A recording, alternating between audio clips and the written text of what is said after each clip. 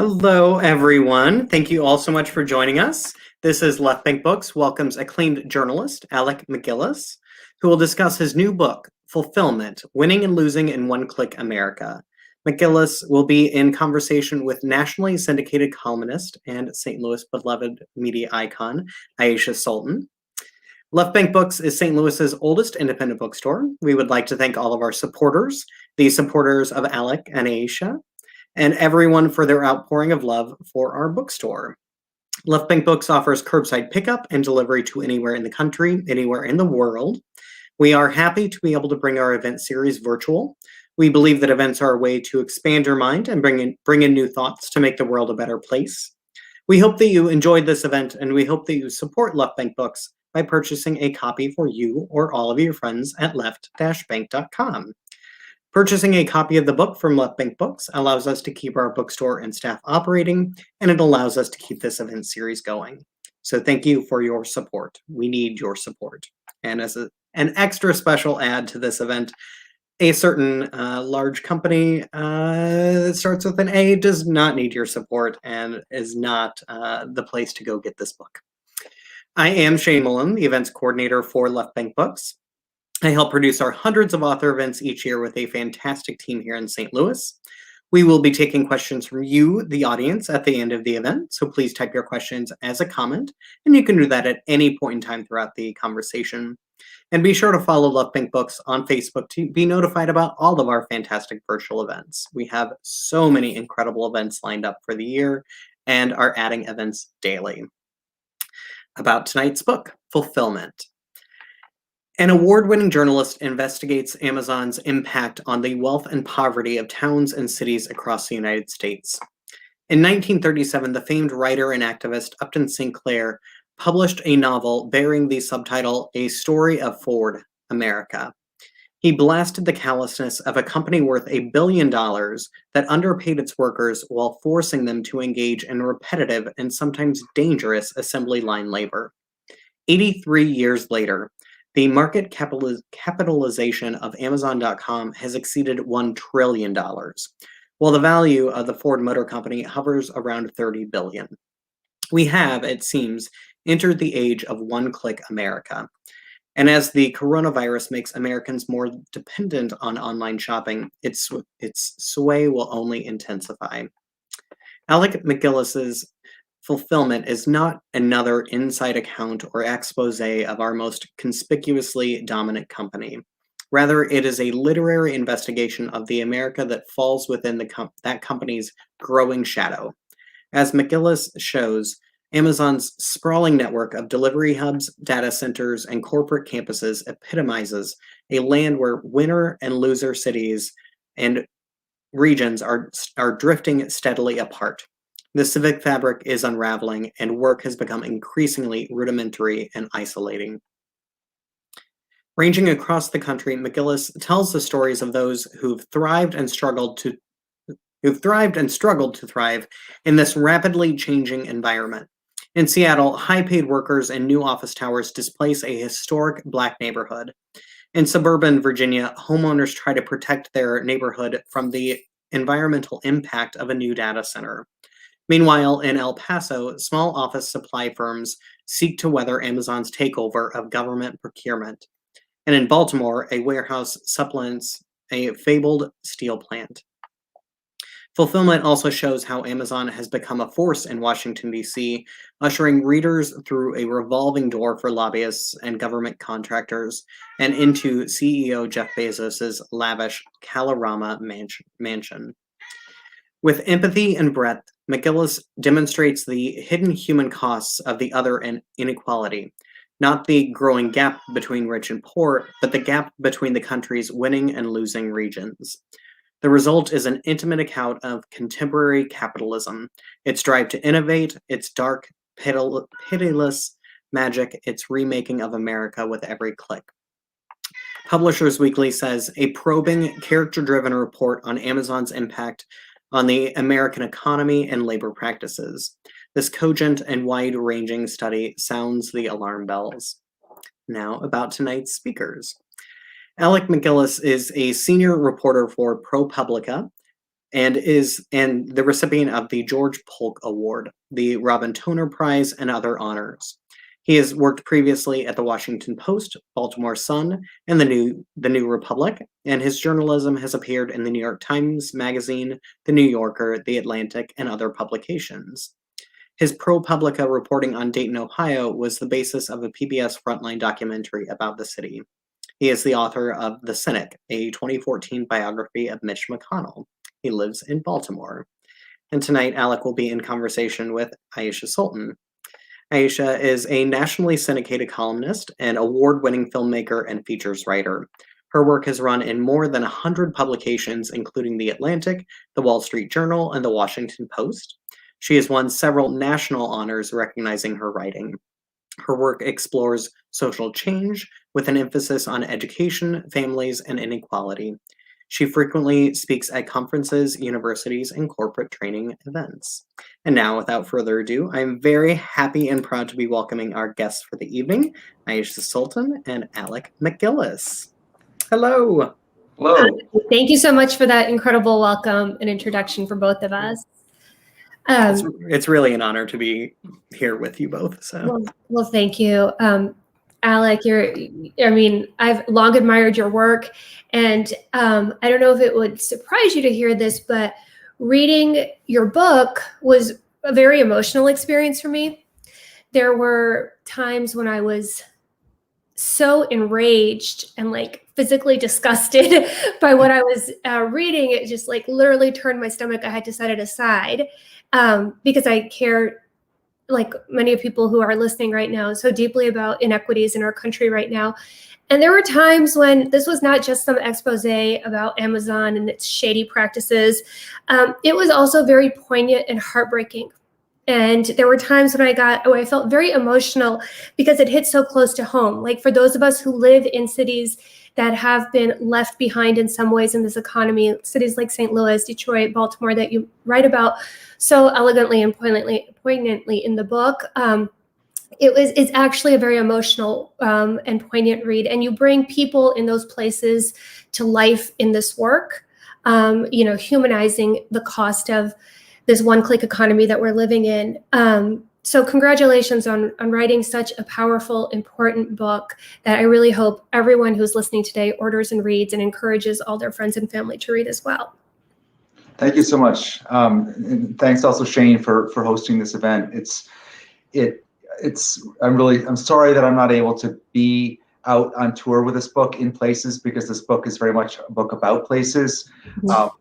But still, it's wonderful to be able to do this even in this form. And it was especially meaningful for me to do an event in St. Louis because, first of all, I just really like the city a lot. I've always liked coming to report in the city. I have a strong attachment to it that I think has to do with partly with some similarities it has with Baltimore. Mm-hmm. And I actually was in St. Louis on my second to last reporting trip before the pandemic, and it was on that reporting trip for an article for the New Yorker that I basically stumbled onto some very important figures in this book who made it into the book really kind of at the last second, and in a way helped me to reshape the first chapter of the book. So St. Louis actually plays a very important role in the book in that sense. But even more broadly, as you mentioned, it is exactly the sort of city that I'm really kind of writing about in the book, that I care deeply about. Cities that have to some degree been kind of left behind in our new, very sort of coastal dominated, tech dominated economy. And I care deeply about these cities. And so it's very important. It was very important to me that we could do something like this in St. Louis tonight. So, and thank you so much for offering to take part in the conversation. Yeah, absolutely. And what's interesting about St. Louis, and now we can even speak of St. Louis, it's more accurately spoken of as a region, because our city right. City and county divide is so bizarre here. But a lot of the inequities that you talk about and bring to light in this book, St. Louis has been on the losing end of the larger sort of American economy in many ways, but you see those same inequities within the region. Yes. right? Like, I mean, there are very, very wealthy and people who have prospered greatly in our region, and those who have just sunk further and further into poverty and inescapable ways of climbing out of that. Right. And I think that that's like an important point, is like, it's all of St. Louis is not blighted. There are parts that are extremely doing very well, and that's part of the story. Yes. One thing that sort of came to my mind as I was reading this, there are people, plenty of like progressive, people who are very socially conscious, who try to avoid Walmart because of its reputation of poor labor practices and the way that the deleterious effect they've had on like small businesses in America. These are the same people who will buy the majority of their goods through Amazon. Yes. Can you talk a little bit about how that's come to be? So this is that person, that reader, that sort of demographic is in a sense the target audience of my book. I mean, I hope the book is read by everyone, but I definitely had that person principally in mind, because you're right. There are very, very many of such people in St. Louis and elsewhere, and Amazon is universal, but its strongest demographic, actually consumer demographic, if you look at the numbers, is the sort of highly educated, upper middle class, liberal-leaning urban consumer. There was a poll that I cite in the book, an incredible poll just a couple years ago, a serious survey that found that Amazon is the most admired institution in America among Democrats. Wow. That's above the press, that's above government, that's above higher education, that's above unions. How did that happen? So yes, I mean there's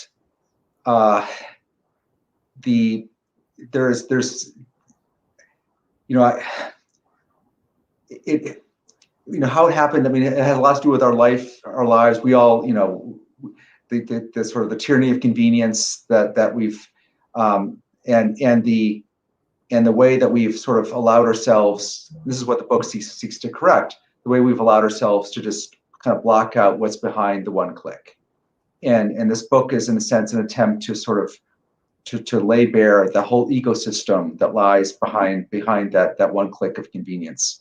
And it must be said that one click approach to our life has gotten so much more dominant right this past year, and it's been just extraordinary to watch how much bigger and more dominant the company has grown during the pandemic to a degree that I think it's hard for us to even grasp. The numbers are incredible, and I think that one reason that we don't even try to grasp it is that we all feel somewhat complicit in it.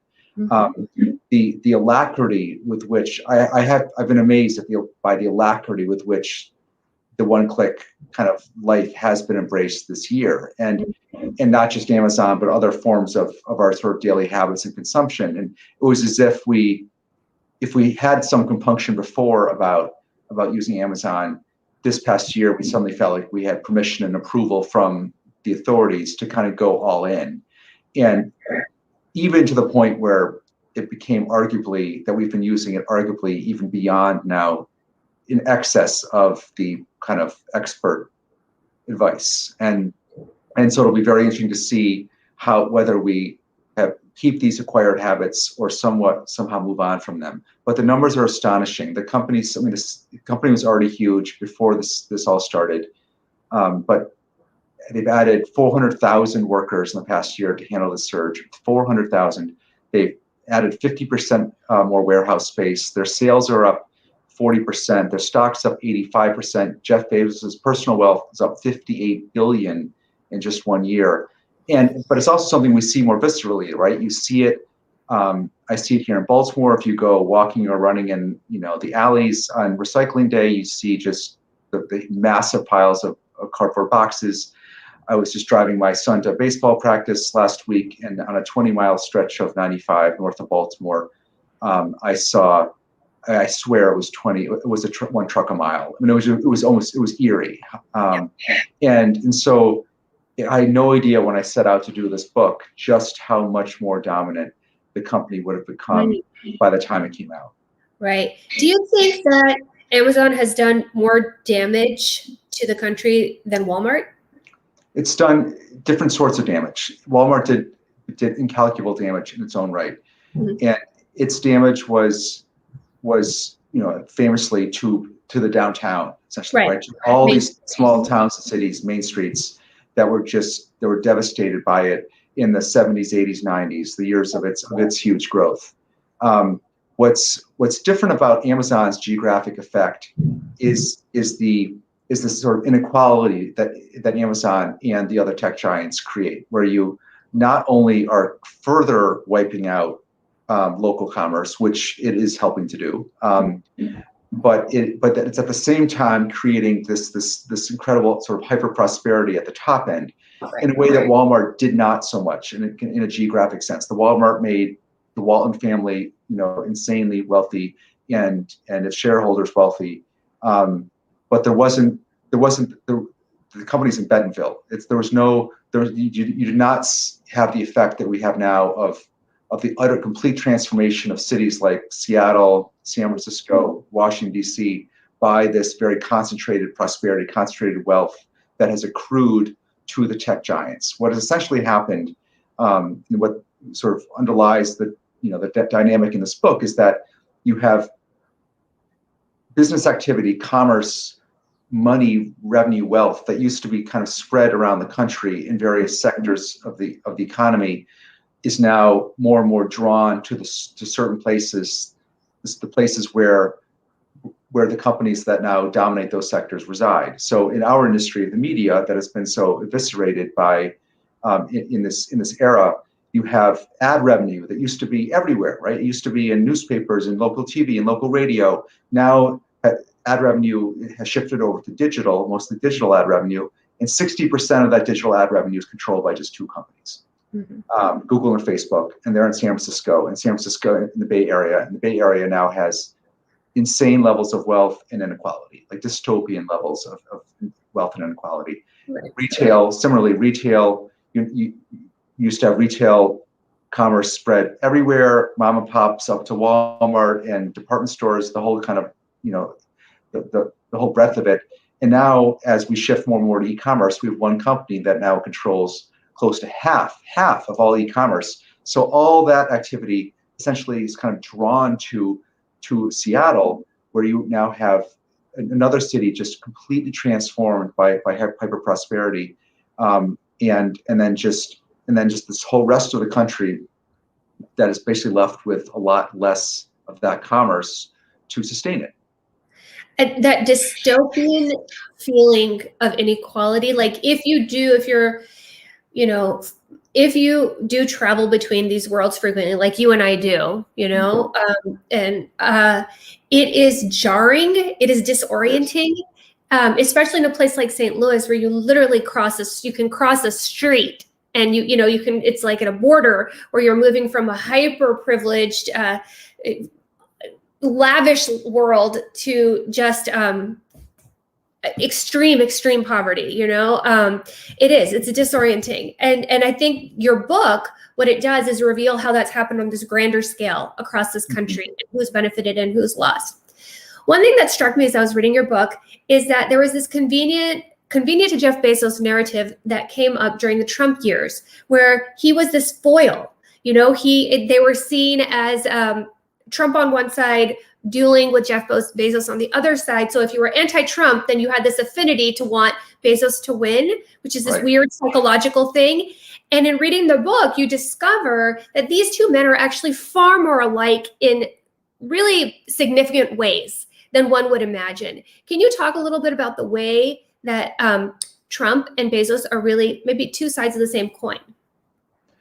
Well, you're absolutely right about that political dynamic you described is I think relates to your first question of why a lot of liberal consumers have continued to see Amazon basically as essentially benign, is because in these last few years they saw him as a foil to Trump, having bought the Washington Post, having sort of helped save journalism in that sense, and it definitely gave people sort of permission to kind of to accept Amazon at some level and just continue to use them without compunction.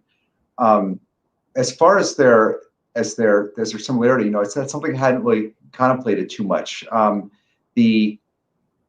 definitely, I mean, there's a sense of, how to put this, be careful here. There's a sense of aggrandizement that I definitely see in both of them, like a sense of just being completely sort of apart from the rest of us. And that incredible answer that Bezos gave, which I quote in the book, when he's asked about why he's not using more of this astonishing, really unprecedented level of wealth to put toward charity and to somehow put it to some good. And his that astonishing answer he gave, that he really didn't see any real good he could do with the money other than trying to set up a space colony, set up a new sort of life for us out in outer space, because he just didn't really see any real hope for us here on Earth anymore, and that it was pretty clear that we were going to have to go up there at some point, and it was so bizarrely kind of detached from, in a way, just from our sort of common humanity. Like it was actually sort of an inhuman kind of answer that was really jarring, and of course after he was sort of called on that, he has started to give somewhat more, though still in tiny fractions of the whole.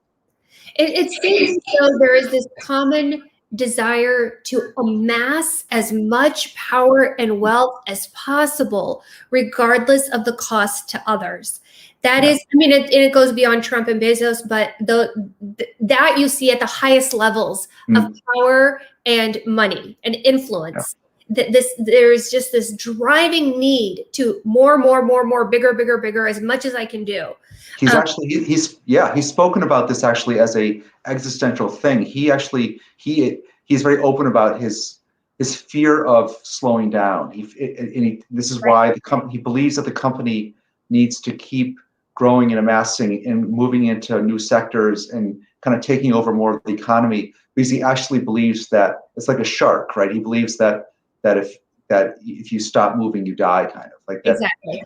And so I think in reference to the first question of like, how has Amazon managed to maintain good public standing given the things that they've done and continue to do? Part of it is the amount of secrecy in which the deals are done. I mean, in my, just from casually reading the news for many years, I had misgivings about Amazon, but it wasn't until I read your book and I saw the strategic and detailed way in which billions of public dollars, our tax money, have gone to enrich a private company that is making record profits and not paying its fair share towards schools, towards roads, to our civic good, which is part of like the whole deal. And so I wanted to ask you, how do publicly elected officials get away with giving away public money to a private company under such secrecy? Like Amazon demanded this secrecy and they were willing to do it, but how did they get away with this? It's astonishing. I mean, it was one of the most eye-opening things I found in my reporting, to find all these public information requests that I put out, where I got emails back showing all these towns and cities promising to keep things secret, promising to withhold information from public information requests as best they can, going along with Amazon's use of code names for various projects. One town official in Southwest Ohio apologizing to Amazon after a local reporter quoted her and about a big warehouse that was coming in, big tax subsidy deal, and she said, "Don't worry, I didn't actually accept an interview with him. He tried to interview me, but I refused." That little quote that he got was from a public meeting. I will continue to refuse his interviews, and she joked that I'll come to work tomorrow in a disguise so that no one tries to talk to me. I mean, just this, but it comes from this desperation on the part of officials, desperate for the warehouses, for the data centers, for anything to come to communities that have been left, with so little, through sort of all these shifts in our economy.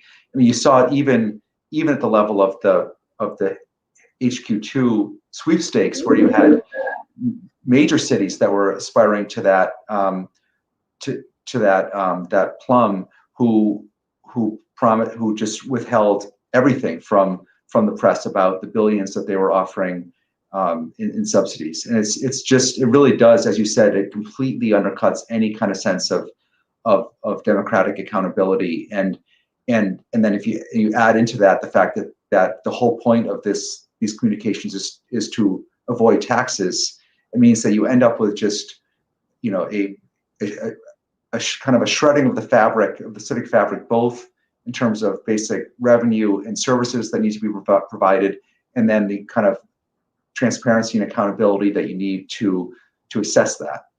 Right. And I think maybe it's because we're reporters, but that was one of the most shocking things in the book to me, was the amount of secrecy that our publicly elected officials were complicit and have been complicit in giving away and treating this company as if it's something apart from every other company that operates in America. It's something special that should be given tax breaks and given our dollars, despite how much profit it has. Another piece of it is, I think, of how much of the work happens behind closed doors. Like you mentioned, warehouses where we don't have access, we don't see inside there. Right. Data centers, kind of like what happens in commercial farming, and in, you know, like we don't actually see how our meat is made or produced, right, or does the work. And that's sort of how it is with our deliveries, and where the stuff is made, how it gets there, who sorts it, and the risk they take. And that was one thing I wanted to ask you: how did you get access to those places where Amazon does not allow you to be able to recreate the scenes of people getting injured and killed and hurt, and then the cover up that would happen about those things? How did you get that information? It was hard. I mean, it took a lot of reporting. I mean, a lot of it came through public information requests. I was able to get it took a lot of time, but I kept putting out requests for OSHA records, for OSHA's our workplace safety agency, and they would take months to come back, but I would finally get them back. That's how I got and I only used a little bit of what I got back.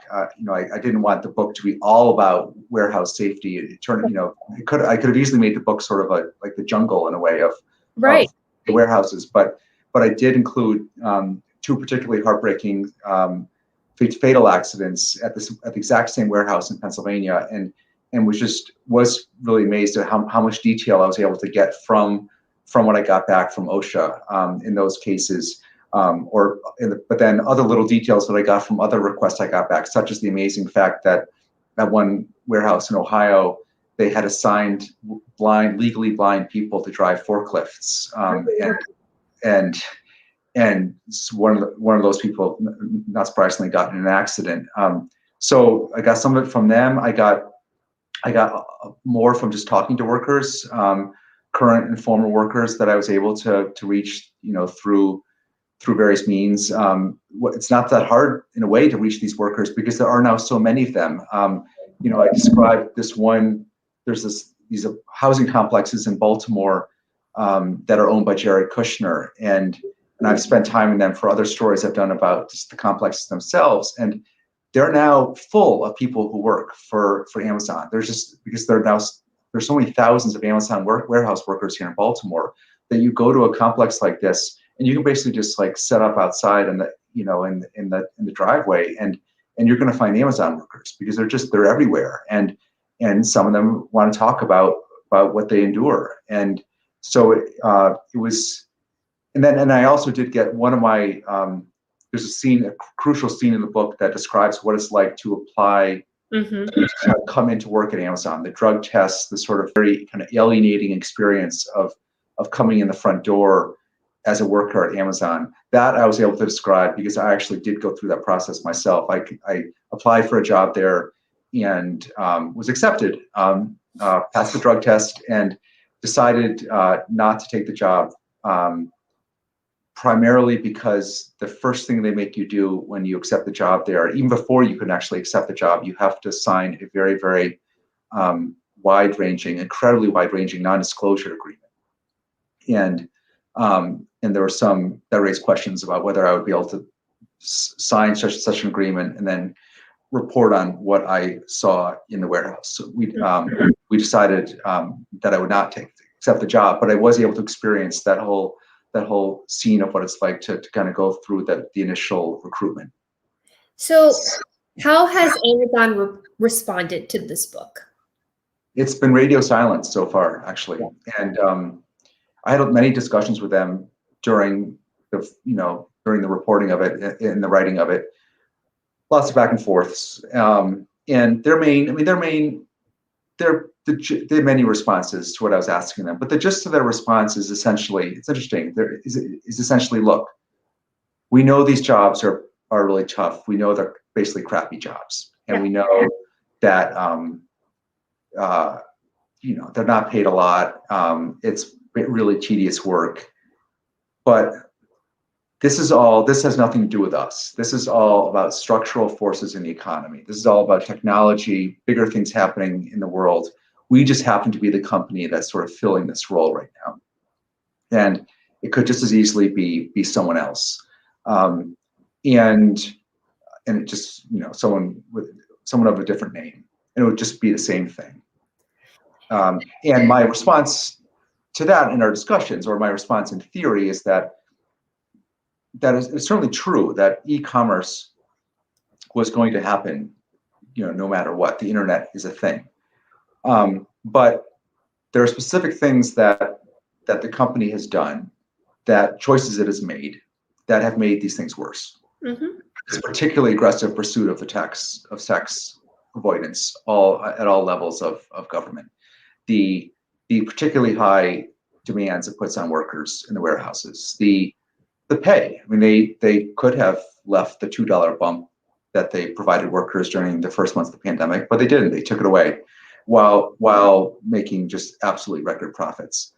And they could have made different decisions when it comes to citing their new headquarters, for instance, that would have done something to address the regional imbalances that the book describes. One of the most ideal places that they could have put the second headquarters, I and others have pointed out, would have been St. Louis. Right. In the center of the country, a city with so much capacity to spare, mm-hmm. Would have made, in this one place, would have made, in its own right, would have made, putting 25,000, 30,000 jobs there, billions of investment, would have gone a long way to addressing some of our regional imbalances. It would also just send a real message about sort of what matters in our country. They chose not to do that. They put that second headquarters in the richest city in the country, Washington, D.C. Mm-hmm. So they've made specific decisions that have made things worse. But then I also do believe that this is also on our government too, that we have allowed them to get as big as they have because we've taken such a lax approach to antitrust and monopoly.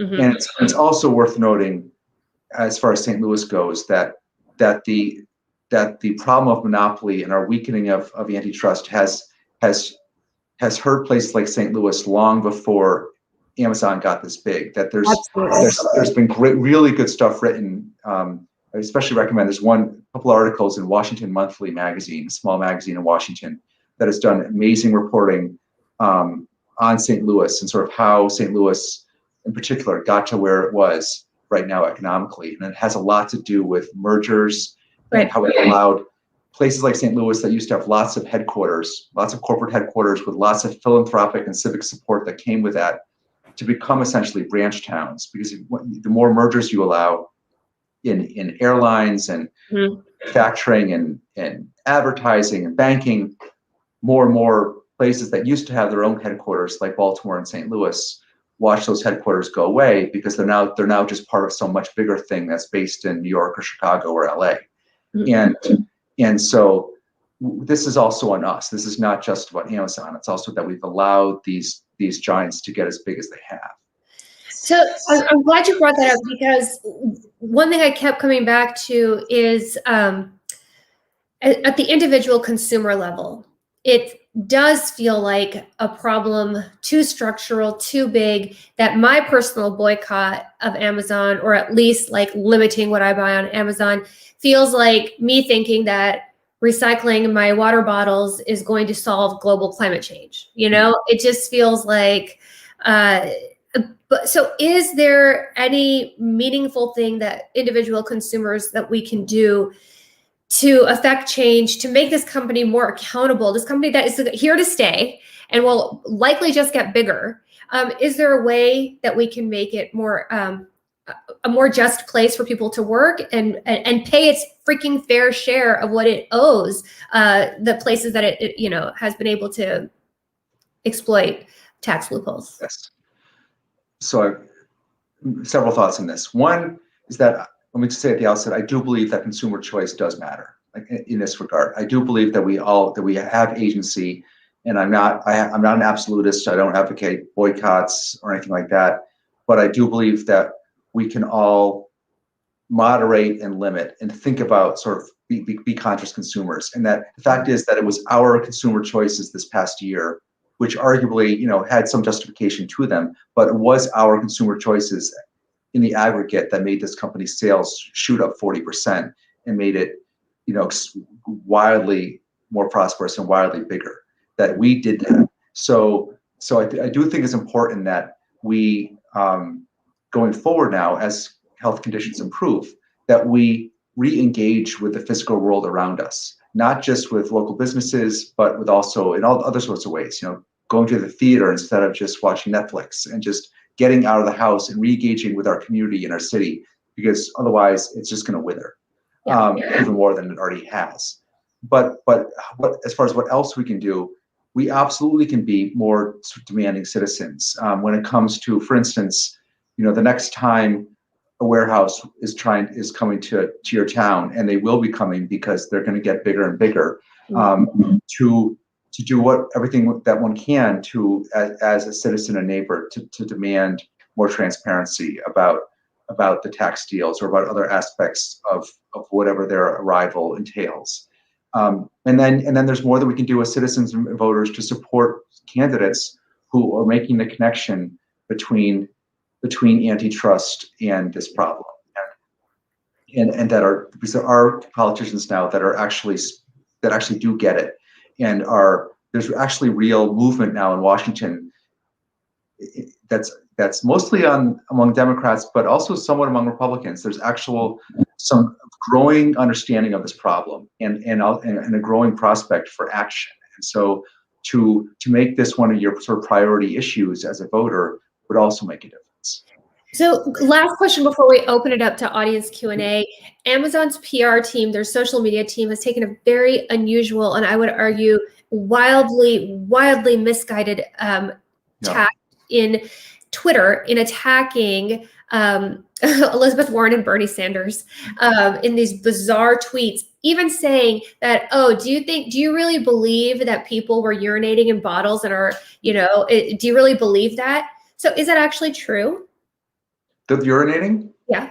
Oh, sure. I mean, it's definitely an issue. I have in my book, the sort of in a way, the core chapter of the book is the story of a man who worked 30 years at a steel mill in Baltimore, biggest steel mill in the world, and then went to work at a warehouse, an Amazon warehouse, in the exact same spot.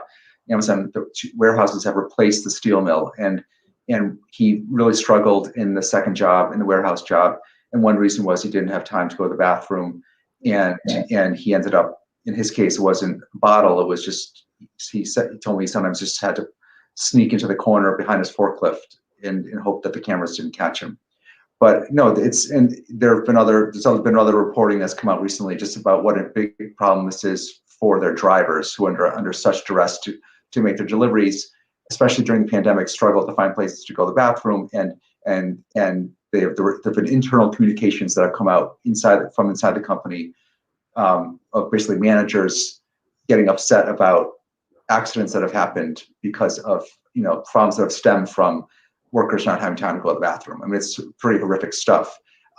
As far as their Twitter approach, I have no idea what's going on. It's very odd, and of course, part of me likes to think that we're very upset about the book, that it touched a nerve. But I think more likely what it speaks to is really they are an incredibly self-confident company right now. They are they reign so supreme. They feel so much the oats of their massive success, their massive growth, the sense that we all depend on them so much and love them so much and admire them so much. And And so they do feel like they can just sort of swat at the occasional critic with just this, it's a lack of self-awareness. It was something I was just struck again and again by when I would counter executives in my reporting, just this sense that they reigned supreme and that they were untouchable. And also like that there was no notion that anyone would truly question them, because just look at their stock price, look at their numbers. Clearly we all love them. Right.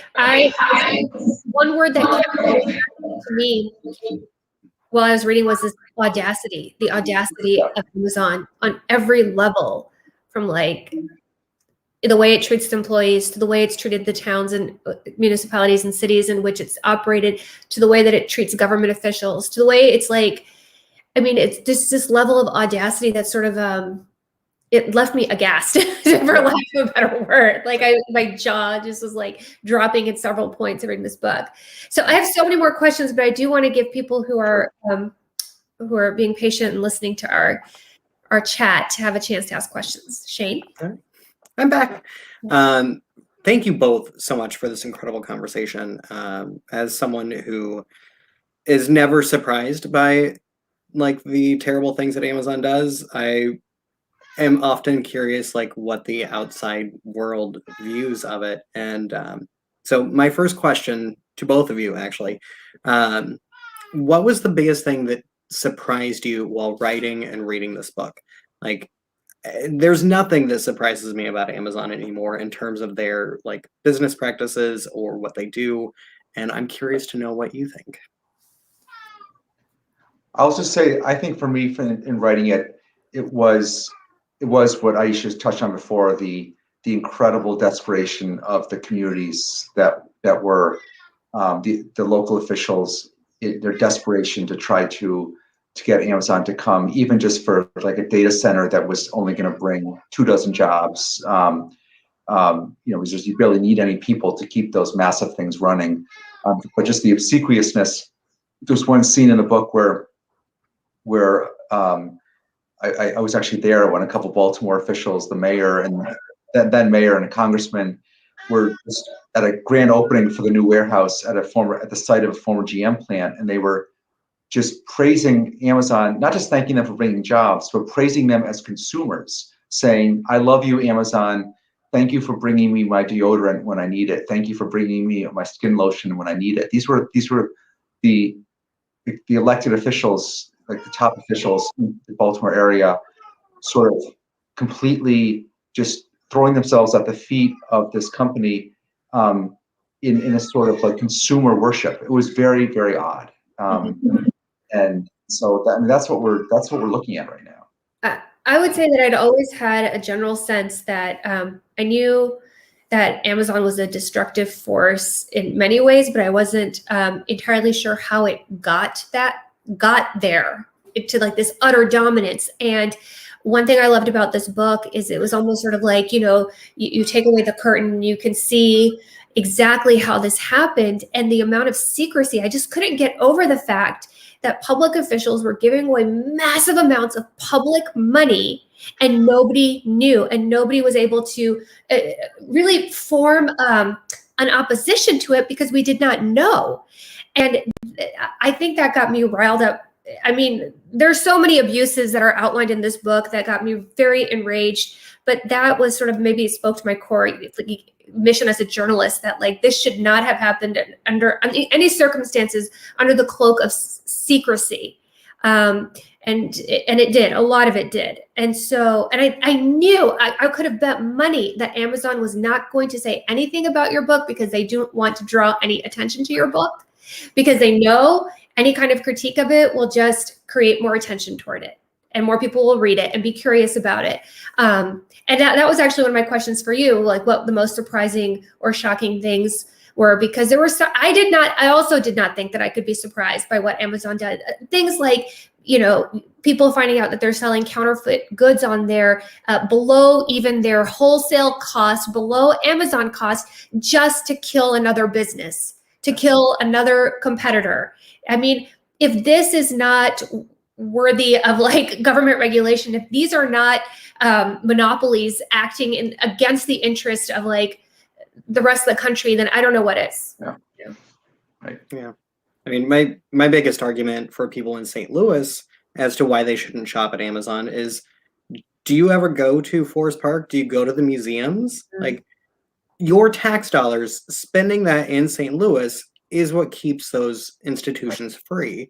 And just even allowing people to think about like going to the zoo for free, and like even telling them like the streets that you drive on, the schools that your kids go to, like those are all funded by you spending money where you live.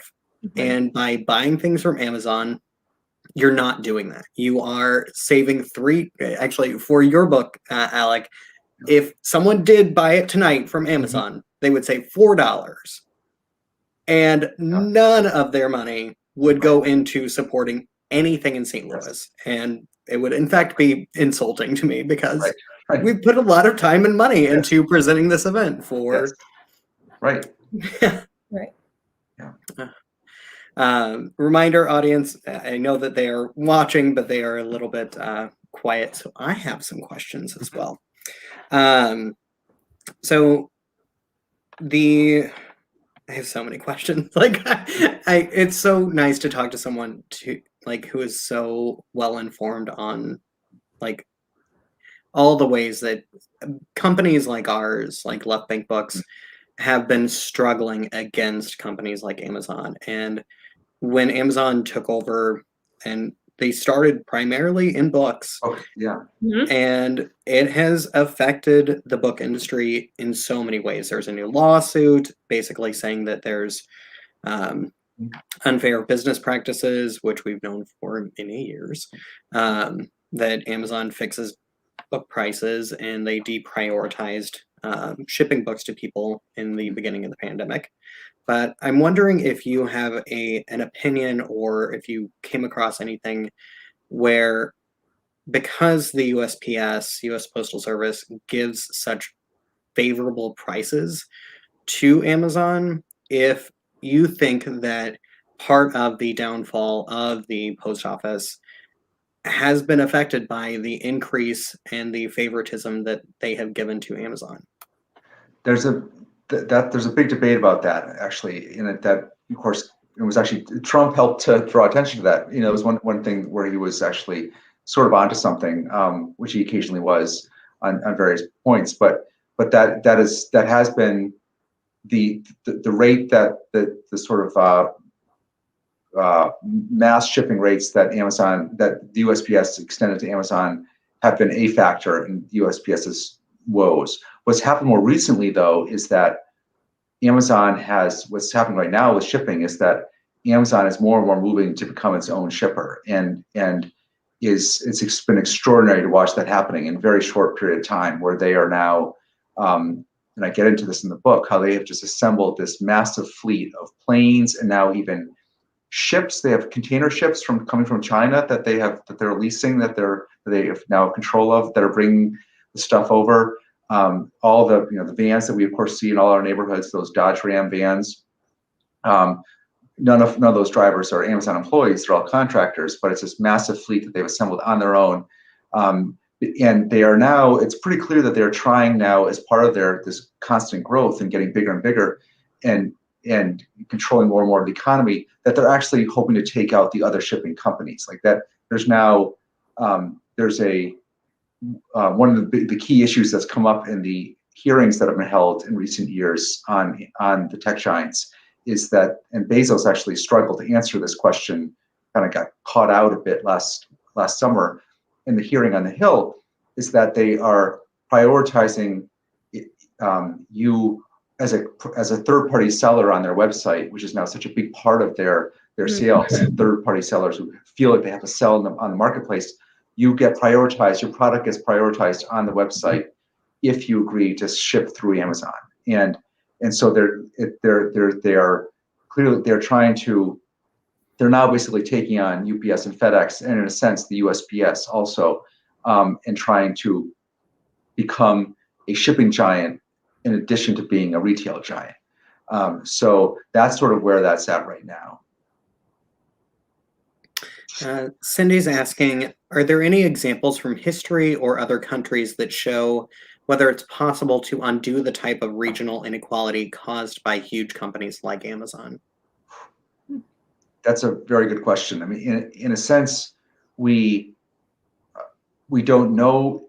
We don't know that we've never really experienced regional inequality in this country on the level that we do now. So it's hard to look to a precedent because we've never even had to face it at this extreme. We've always had richer and poorer places in this country, of course, but the gap has just grown so much wider, and there are, all sorts of numbers to point to that fact. The one that one that I find amazing is that the 25 wealthiest cities in the country by income in the mid-1960s included all sorts of cities in the Midwest, including Milwaukee, Cleveland, Des Moines, Rockford, Illinois, were all in the top 25.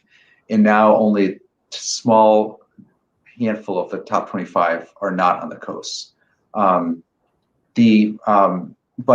what we do have precedent for in this country is taking on economic concentration. And we in the early 20th century, there was a huge political movement to take on our monopolies of that era, the Standard Oils and all the rest. And because there was a recognition of the damage that that kind of dominance and concentration were doing, and they were all to various degrees broken up and challenged. But in the last 40, 50 years, we have taken a completely different approach and allowed the sort of the growth of a new class of giants. And so the question now really is whether there's going to be the will to take them on. And one goal of my book is to show that this has a regional component, right? To draw the line between the economic concentration that more and more people are talking about and the regional concentration that some people are noticing, and to show how they're linked. That it's not just that these new monopolies are hurting, hurting competition, hurting small businesses, distorting the economy, but it's also that they are causing a major imbalance in our national landscape. And the key thing is that the imbalance is not just bad for the left behind cities, it's also bad for the winner cities. It's causing horrendous affordability problems, horrendous displacement, congestion. It's not good for anyone to have that kind of a balance. And sort of like the larger question is, how sustainable is this type of inequality, and what do you, when you don't have enough of a middle class to consume everything that you need it to consume to keep the economy chugging along, then what happens? When people can't afford to live in the places where all the jobs are, then what happens? There's a limit to how much people can commute. There's a limit to the housing, so these all become very real, problems. Yeah, right. Yeah. Jeff is asking, first stating, Alec, you do a fantastic job of tying Amazon to rising inequality. You've also written powerfully about the recent rise of dollar stores and the violence often associated with them. Is there a relationship between Amazon's ascent and the growth of dollar stores and the ills they appear to bring? Absolutely. And I was actually about to just add this, response to Aisha's point about the consumer, what they can, what a sort of Amazon worker, warehouse worker can afford to live on. They're absolutely linked. I mean, if you think of that back to the sort of the Henry Ford model of paying workers just enough so they can afford the Model T, to afford the product that they themselves are building. That is what we've now got, sort of an equivalent of that now, where the warehouse worker makes just enough to afford the cheap foreign-made goods that are sold on the company's own site, and then to shop at the dollar store. I mean, the incredible growth of dollar stores, which is actually the subject that brought me to St. Louis early in 2020, was reporting on the horrific violence associated with dollar stores in St. Louis and elsewhere, and the fact that you have that proliferation of those stores at the same time as you have the proliferation of Amazon is completely linked. In a way, the one has, in a sense, Amazon has, in a sense, helped create a void. Walmart and then Amazon helped create a void in a lot of communities that has now been filled by the dollar stores, where you have the dollar stores essentially in a lot of places the only place that's left to go buy the basic goods that you used to be able to get at stores that have more and more been put out of business by sort of 1-2 punch of Walmart and then Amazon. And then you have, of course, workers, sort of a growing class of warehouse type workers that are making so little that they can really only afford to get their stuff at the dollar store, even though the dollar stores, as we know, aren't actually really all that cheap often. So they are completely linked. These are these two sort of interwoven features of our current retail economy. My last question is, so we've seen a lot of artisans and people across kind of all areas of work pushing back against and asking to be paid what they are worth. And especially in the artisan movement, people saying yes, you could go get this for $3 on Amazon, but my worth is not what you're getting. You cannot get what I'm producing for that value. Do you think that we can get back to a point of society where we value people and value people for their work, their hard work? Oh, I mean, that's such a good question. In a way, that's really what's unfolding now in Alabama, right, with this union fight down there. Amazon says, well, come on, you're making $15 an hour. That's twice the minimum wage in Alabama. It's more than you make, at the fast food place. What are you complaining about? $15 an hour, come on. And there are a lot of ways to respond to that, but one is that very clearly the value being produced by these workers in this massively successful, massively profitable company is actually more than $15 an hour. There is a value there that is not being captured by that worker, and that incredibly grueling, tedious,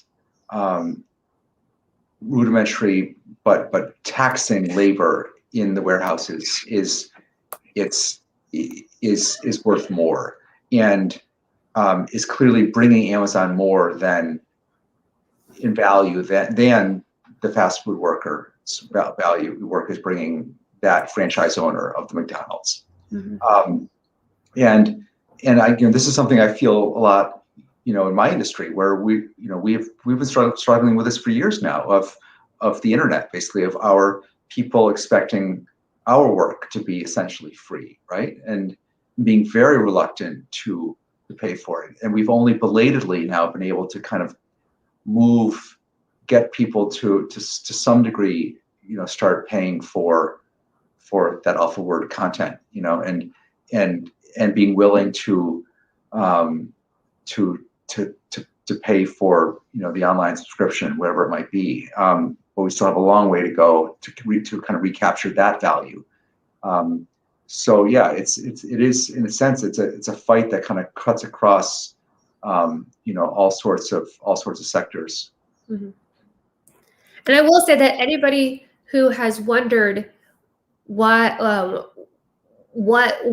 did America get to where it is right now? Things feel off the rails in a lot of ways in this country. I think this book offers a really clear-eyed, sort of nonpartisan in a lot of ways, answer and explanation that, while is infuriating and poignant, is also satisfying, because it shows you how this happened and what might be a possible way out. Well, I want to thank you both so much for this incredible conversation. Aisha, you asked such incredible questions, and thank you for being on our side. Alec, I wish you all the best with this book. It is incredibly important, and I want to put it in every single person's hands, so I will try to do that as soon as possible. Right. And to the audience watching, thank you all so much for joining us tonight, and we hope to see you again really soon.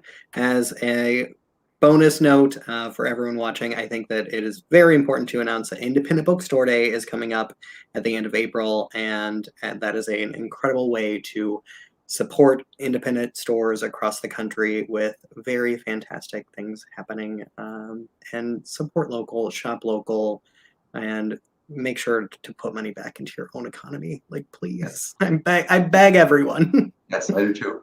Absolutely right. Thank you so much, Shane. Thank you. Thanks, Aisha.